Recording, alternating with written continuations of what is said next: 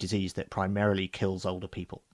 Now, in terms of the developing versus developed countries, are there ways that that you've heard of that people are trying to ensure that the vulnerable populations in developing countries, a lot of which are still here in Asia, will have access to vaccines? And are there any worries about, say, U.S.-China tensions getting in the way of that? I don't think it's a US-China issue. These vaccines, I mean, China has its own vaccine, and it is sharing that with its allies, and it's talking about using it as part of vaccine diplomacy with members of the Belt and Road Initiative and other countries as well, Brazil, for example. So, and one of the things that's coming up in 2021 is the big summit between African nations and China, which happens every few years. And there's definitely going to be a lot of talk of vaccines and preferential access to vaccines there.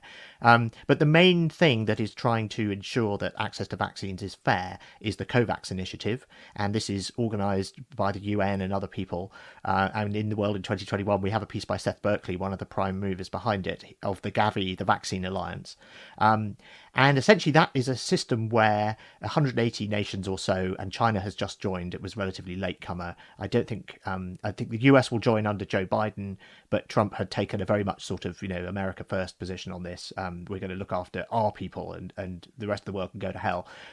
But essentially, the model is that rich countries put money into a pot which is used to buy vaccines for poorer countries to ensure that there is a minimum level, at least, of coverage in those poorer countries. And the specific goal that COVAX has is 3% coverage across all member countries, so even in the poorest countries. And that means you can do the health workers, and you can start on the most vulnerable, and they're aiming for 20% coverage by the end of 2021, and that would allow you to cover the elderly and the most vulnerable in many countries. You wouldn't quite get all of them, I don't think, but that's the sort of thing that they're aiming for. And I think we might get, there are several richer countries, the US, Britain, Australia, a couple of other European countries that have placed these very large speculative orders for vaccines. So Britain has ordered 400 million vaccine doses, which is more than enough for a population of 65 million or so. And it looks like most of the vaccines that have been ordered are going to work. So there's going to be an oversupply of vaccine in some country, and that in some countries that may mean that those countries can afford to give some doses to other countries or whatever. So we're going to see variations, within countries and between countries about who gets what.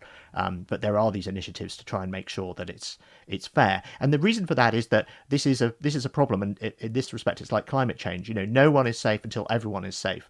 It's no good for a few rich countries to inoculate their populations if there are still reservoirs of the virus elsewhere, because that virus can still mutate and can still cause problems. And so this really does have to be something that the whole world acts together to suppress. So assuming that does happen, and